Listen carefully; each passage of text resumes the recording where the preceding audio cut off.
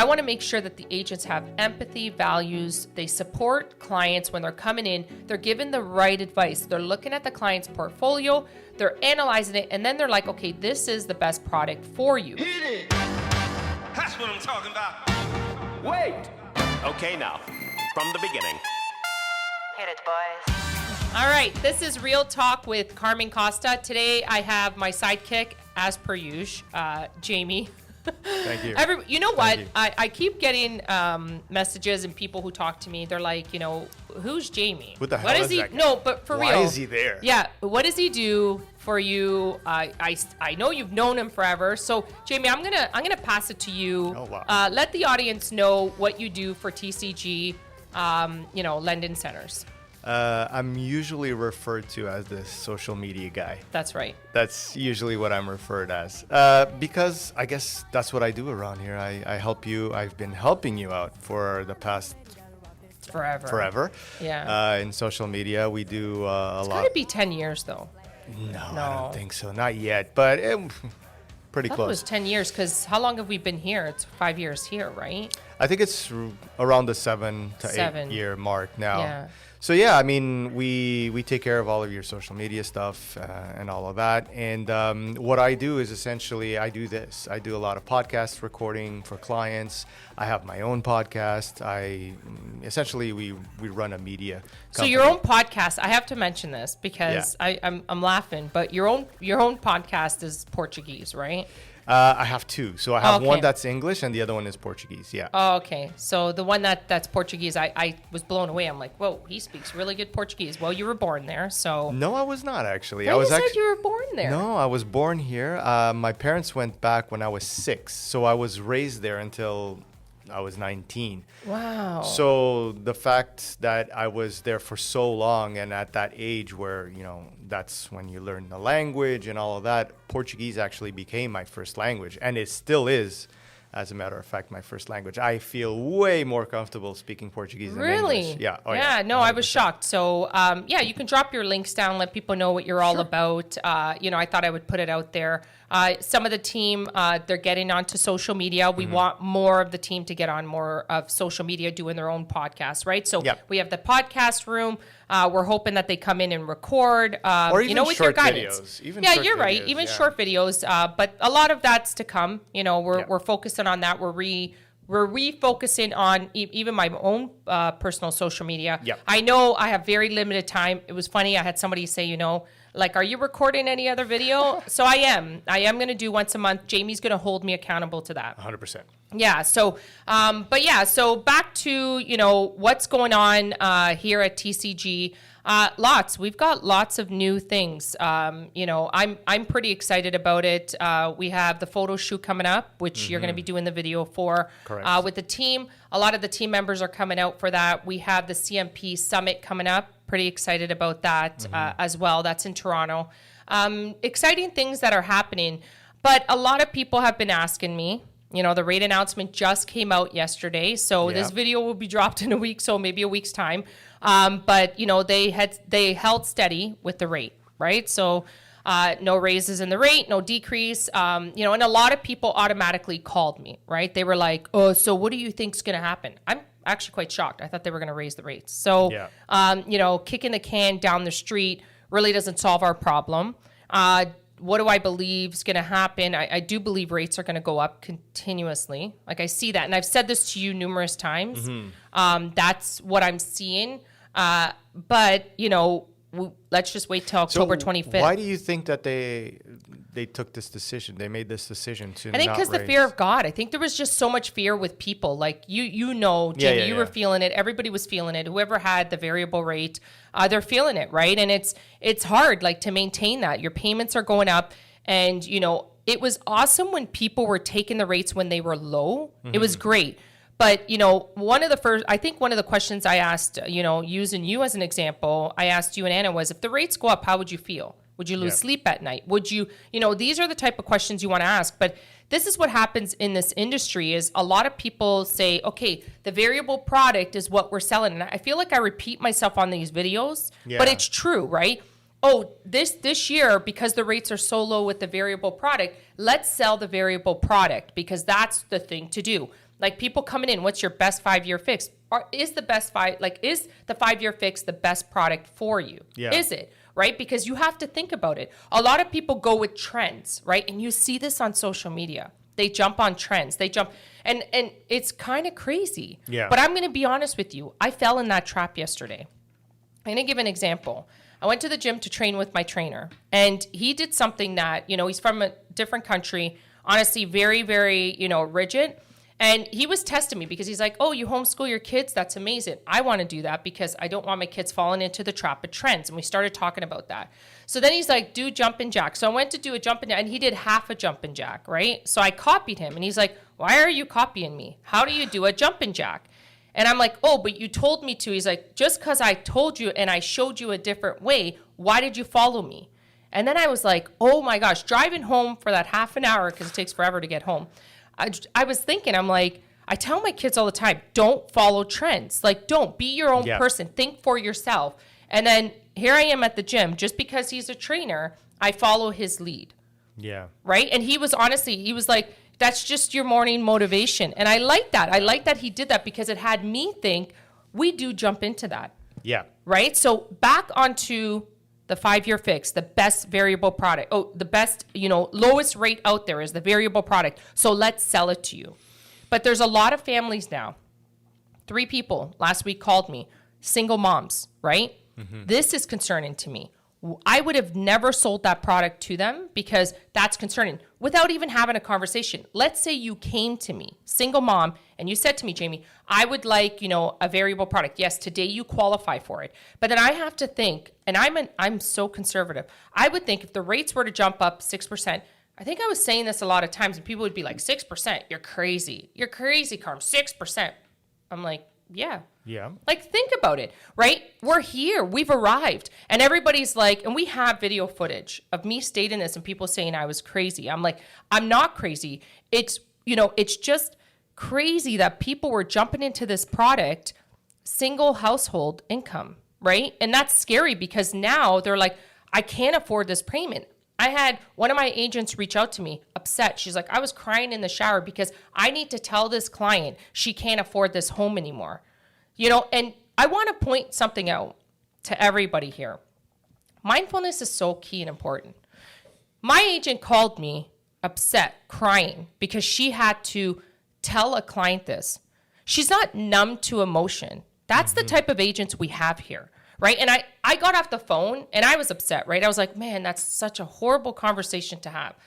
Sell now so you don't lose your home, go into default, because she was heading that way. Yeah. Right. She was struggling because variable kept going up and she could have locked in a couple of years ago at a 2-3% rate. Right. But somebody advised her it's the best product. That's what everybody's doing at that time. Mm-hmm. Not thinking of the consequences a couple of years down the road if the rates went up to 6%. Yeah.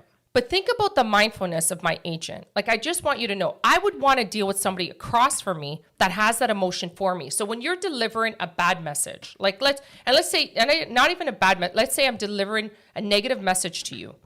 If somebody had emotion, they were feeling empathy, empathizing with me, I'd be like, okay, I would accept that and know wholeheartedly that person tried everything possible to assist me. But if somebody just delivers that message, you've done it, right, Jamie? Like, you know what I mean? And that's what I'm saying to you. Like, thinking like every Sunday I do this, review of my week. And I thought, man, I'm blessed to have such awesome agents on this team that empathize with people and, feel for people because they're not selling the wrong product to that client. They're thinking ahead of that, ahead of time for them. Right? It's difficult for them and it's difficult for the client to hear what they have to say. And the client at the moment might say, man, why is she giving me such a negative, not so much advice, but such a negative response to what's going on in my life. But I think that any client at the end of the day will look back at that and say, you know what? Yeah, it was a tough thing to say, but it was the right decision to make. Right. Yeah. In the long run, if you're able and capable of selling the house and having the money, put it aside, wait until the better moment, and then reinvest. That's a much better option than 3 years down the road or 2 years you have to give the keys back and 100%. you lost everything. So, 100%. But everybody's using the patch, right? They're using the patch of private, sector. Let's get a private mortgage. Let's try to save. People work on emotion, right? Yeah. So I'll be honest with you. It's super simple as a broker. If I know you want that house so bad and you've been in that house forever, I know you want it. It's easy to sell that product that's going to make you bank, right? It's going to make you money, right? You're going to get a broker fee. But I'm telling you right now, I think I've told more people to sell their home this year alone, and save your equity. And then when it's time to reinvest in a property, right? I've told a lot of people it's better for you to go rent, right? Than put yourself in a worse situation. But a lot of people will leave my office, go down the street, go into, whatever. anywhere down the street, and they will sell them the private mortgage to save that house. But that bandage fix does not fix anything. It's only making things worse. And you're losing money. You're losing your equity. You got to pay broker fees. You've got to pay lender fees. You have to pay all these fees, and it's eating your equity. I think people need to put that emotional reaction aside, and because a lot of people have this thing that, oh my God, I was a homeowner and now I have to go rent. And what are people going to say? Listen, people that are going to talk about that, they don't matter in your life. They don't. They don't pay your bills. They don't. They You're won't right. help you on anything. So let them talk if they want to talk. You need to make the best decision for your own life. And if at that 100%. point it is, you might rent a nicer home than the one you have right now. 100%. And for the next 3 years, you're living okay. You're still living a good life. 100%. And you're secure. Your money's there. And it's not going to go anywhere. And from honestly, Jamie, but if you think about it, a lot of this is happening where I'm getting a lot of calls from my agents saying, can you help me look at this application? What are your thoughts? And you know what I love about my agents is when they call and they're like, I really need your opinion because I know you're telling the truth. I know you're going to give me the honest feedback I need. And then, they've started what would Carmen do, right? What would she do? What would she advise, right? That's what I built this empire for. I get goosebumps saying that because when I started this venture, I was like, I want to make sure that the agents have empathy, values, they support clients when they're coming in, they're given the right advice, they're looking at the client's portfolio, they're analyzing it, and then they're like, okay, this is the best product for you, right?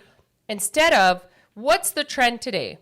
Everything you hear, Jamie, let's be honest, is what's your 5-year fix? What's the best 5-year fix? When people ask me that now, I'm like, do they know the market we're in?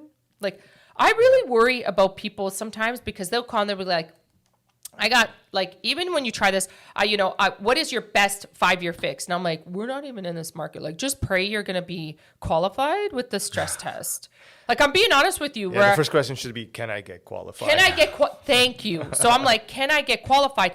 That's where my frame of mind would be as a buyer in Canada. Because right now, I was looking at some stats, funny enough, this morning on the radio, and I was cross-referencing because I'm like, that's not... The co-signing, parents co-signing, parents giving money to their kids increased significantly. Of course it did. I know, but significantly. And I'm like... Because nobody can afford anything. No, you can't. And that's the thing. You can't afford where people are like, oh, yeah, the best is my husband was the funniest this week. We were driving and he's like, man, look at all these for sale signs. I'm like, and you're shocked? Yeah. I predicted this. I'm like... This is where we were going to be, where there was going to be too much inventory. Noticed a lot of for lease signs too. Exactly. Yeah. Right? So I'm like, I'm on this. This is my frame of mind. I'm like, okay, for sales. But I'm going to be honest with you. So remember the sold over asking? Sold over asking. So my husband's like, where the hell are those signs? I'm like, hold on. Where are the sold signs? I drive by the same street because I got to get home, drive by the same street. The same houses are for sale. And here's the best part. I went into a neighborhood where you're nowhere near a mill. Nowhere near a mill. I'm telling you, Jamie, nowhere near a mill. Somebody's got it listed for 1.3. I'm like, how realistic is this real estate agent? Do they not tell their client? I'd be embarrassed as a real estate agent, as a professional. I'll be honest. I know it's hard, and it's no knock against real estate agents because I've met some good agents where they're like real estate agents where they're like, I won't put my name on this house. Sorry, this is way out of base. If it's 900,000 and you want 1.3, I'd be embarrassed to put my name on that. I'm being honest. And people would be like, well, it's for exposure. And I'm like, do you want that kind of exposure?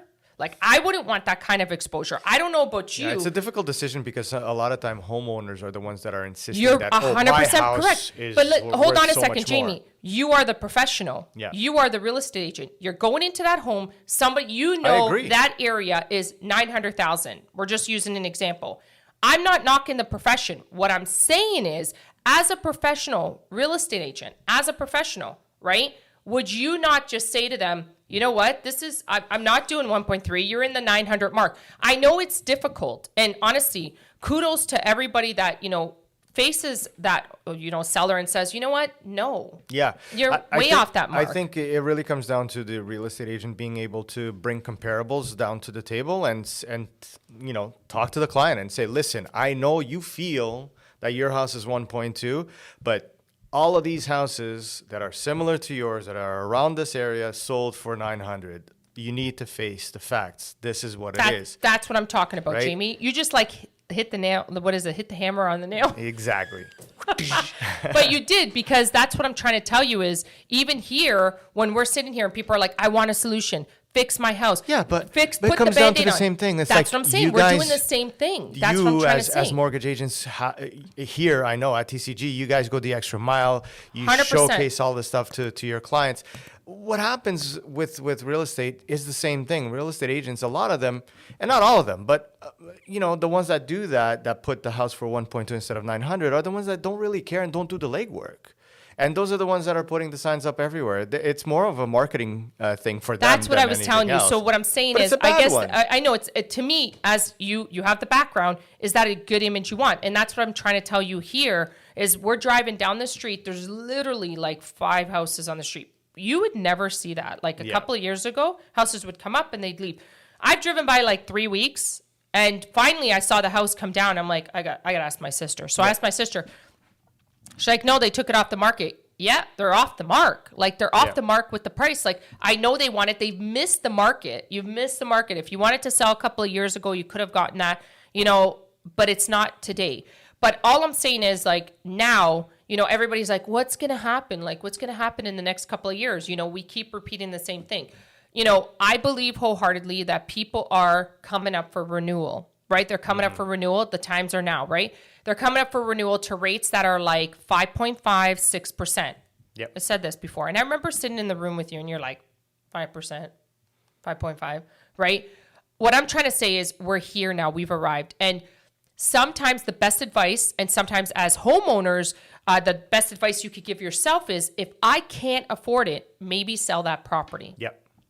Right? Because my concern is, if you can't afford it on the A side, meaning banks, why would you even triple that payment and go to the B side and take out equity to, Band-Aid it? Maybe the rates will come down in a year. I'll have that money to pay the mortgage and I'll be okay in a year's time. No, you're just eating up your equity.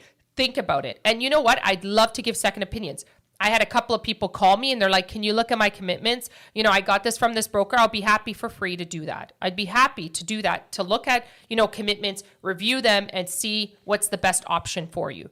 But it's concerning to me that if you don't qualify on the A side, why are you going to the B side? Why are you even going private, right? Because that's not a solution unless you're selling, unless you have to gap it, or just renew for a year. You know what I mean? And then sell your property, exit that out. But my concern is, we're finding these solutions where it's like privates and Bs, and let's gap it and try to save the house and try to do this. But there has to be an exit strategy where it benefits the buyer or, the homeowner. That's my concern, right? And I'm seeing this more and more where, 6 months down the road, after they renewed about a month ago or 6 months ago, they're coming in here saying, I can't afford these payments.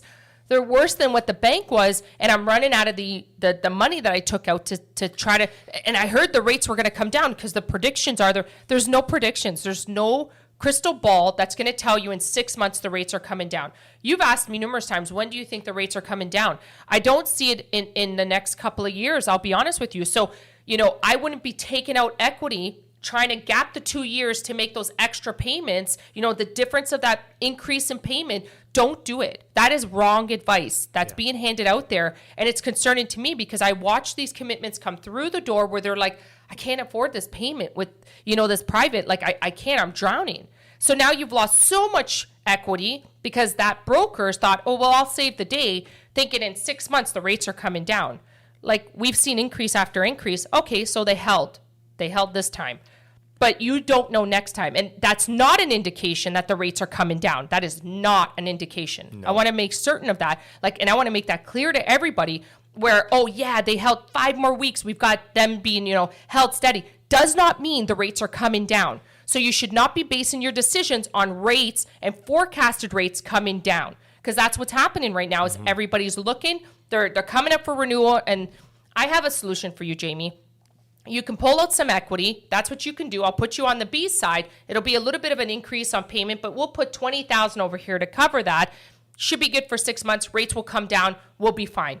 That is not a solution. And then? But that's what's happening. Those commitments are coming through the door, and it's scary. Yeah. This is very scary. So I would highly recommend you get second opinions, just like you do with doctors, just like you do with dentists. It's second opinions, and I would get those second opinions. It's very concerning to me. And I always say mortgage brokers and mortgage agents that are ultra conservative, stick with them. Yeah. Like, I'm going to be honest with you. I'm more like, safe. Play it safe. Just play it safe. And that's what I would wholeheartedly Especially with do. the way inflation is at, I think people, don't just look at that mortgage payment. You got to factor everything else. 100%. I mean, you're right. If the gas prices are going to go to what they're talking about. $2. Listen, my husband on Sunday filled it up $2. I'm like, well, when did we get here? We were all concerned for 80 cents. Do you remember that? It's insane. He's like, you obviously have not filled up your gas. I'm like, no, you do it all the time. You need to really account for that. I mean, we're getting to a point where people are going to affordability is just crazy, Jamie. Are you going to pay mortgage or am I going to eat? It's going to get to that point. And this is where people really need to say, you know what? I'll just take a break, and for the next 3-4 years, see where this is going. I'll just rent, and I'll just be okay. You're right. Why is it that people have this thing? Because people use their home. I know what you're going to say. No, I was going to say that renting is a negative thing. You're right. Because people use their home as a savings vehicle. That's what they do. They use it as a savings vehicle. Right. And then when that whole announcement, where it wasn't really an announcement, it was more about whether it's going to happen or not. They were going to tax your primary residence. People went ballistic. Right. Because I don't know. I don't think you understand the stats on how many people use their home as a savings vehicle. Oh, most people. It's scary. I find it so hard to believe that, anybody, is not putting away for their savings. Like usually if you have a pension, that's great. But us self-employed people, we really have to think about our future. Retirement? What's that? Yeah, we really no, but seriously, that's what I'm trying to tell you. Like a lot of people use their home as a savings vehicle. So if you don't have a house and you're renting, that's viewed as negativity, but it's really not. No. It's not. And it's concerning to me that that's become a trend, right? Oh, and the best is, go buy a house. Just go buy a house. But is it the right time for you to buy a house? Maybe the right time for people that have a different situation, but you should be analyzing people's situation and giving them the right advice. It's not about making bank and making sure, okay, as many deals as I can close, that's awesome. It's not how it works. You have to sit with people, analyze their situation, never ever forecast your solutions or anything based on rates coming down.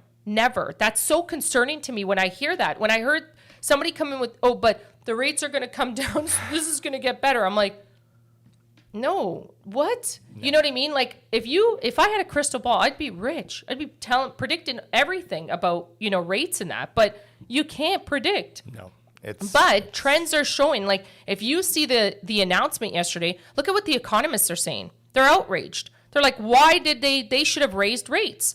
Now economists are saying they should have done that, right? But that's the thing is people aren't listening to the professionals anymore. Professionals don't matter. It's like whatever is being presented on social media is what's right. Let me throw out a How reel. many followers do you have on TikTok? Right? Oh, they have 1 million. That's who I'm going to believe. But listen to the professionals, the people that actually went to school for this stuff. Or get second opinions. It's really common sense, people. Just listen. You're right. If you ask the same question to 5 different advisors, then you're going to get 5 different opinions. But then you have 5 different views on that subject that you can make a decision. Exactly, Jamie. Didn't we learn this in school? When we're doing homework, you know what I mean? Like when you're doing like studies and stuff, like you actually had to get 5 different books and reference from it. Do you remember that? Going to the library, pulling out the 5 books on the same stuff. Okay, here we go. Seriously? Before the era of Google, Anyways, all I'm saying to you is, my next topic that before we finish this off, my next topic that I wanted to bring up very clearly and quickly is who you have around you is huge. Influencers, right? Yeah. So who influences you? Make sure you are aware who's around you, because that is who you are. I always look at, if I'm looking, like, say you had 5 friends, I always look at your friends and see how they act, and I'm like, I'm pretty much sure that's how you are. But I'm just saying, but just be aware, just be mindful of who is in your presence, what advice you're taking, what you're applying to your life. Follow within, right? And I'm teaching this right now to my kids, is be mindful, right? Just be mindful of everything around you, right? Be very mindful. That's it. Mm-hmm. So be aware of your surroundings. Make sure you're making decisions for your inner self, for your well-being, right? And your mental state, right? You're not doing it to crowd please or please the person next to you. So that's the only advice I would give on mindfulness, because, there's a lot of I always watch people. I'm a people watcher and situations, and a lot of people come to me for advice, and I'll listen to their story and I'll ask some questions, and then I'm like, so where did you get that advice, right? And they're like, well, and it's usually people that are so close to them. And, I'm like, take it with a grain of salt, right? Yeah. Like, you don't want to, the one thing I can't stand, and I just to finish off everything, the one thing I can't stand is when somebody, I don't know, let's say I'm having marital problems. I'm not, by the way, but let's just say I'm having marital problems. I go to you, Jamie, and I'm like, my husband did this and that. And then people bash the husband, right? So it's female to female, and they're bashing the husband. Well, blah, blah. That's concerning to me, right? So even if that's reverse roles, so people don't think I'm, whatever. It's, 2 men talking and they bash their wives, oh yeah, blah, blah, blah. It's concerning. Always think, and it's something came to me the other day. I was reading a book. It was really good. And it was about love, right? What if you just approached everything with love? Your advice, your life, everything with love. And you have all this positive feedback at all times, right? So I would prefer to go to Jamie, who looks at, when he's talking to me, he's giving me love, the answers with love. He cares for me. He has love for me and compassion for me enough to give me the right advice.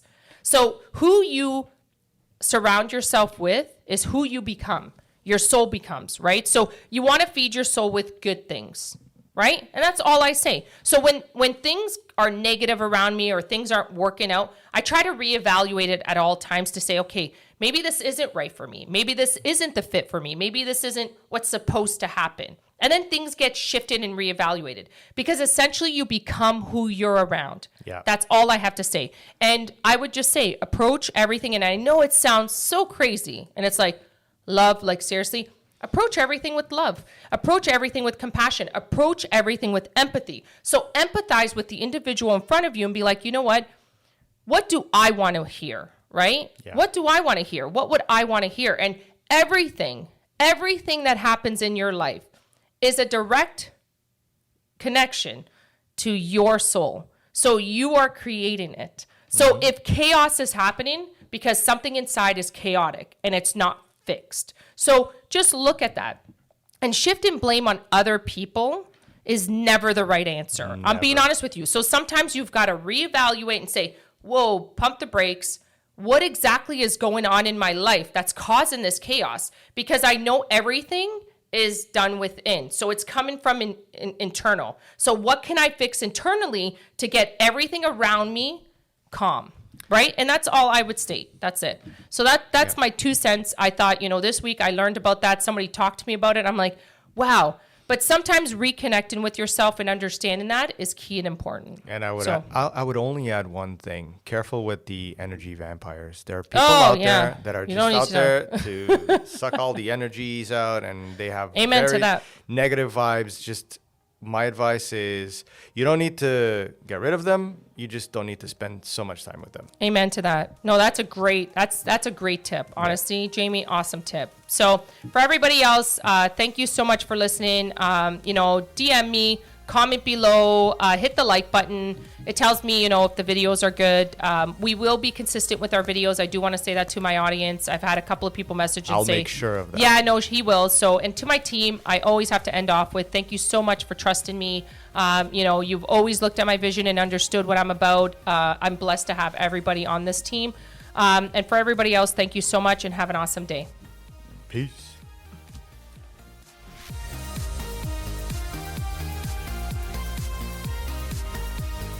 social media. Let me stand up straight so I actually look like, I'm so cool.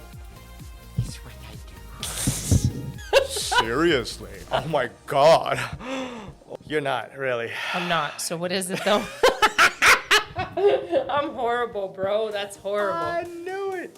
I'm ready. God, I gotta wait for the prince to get all ready.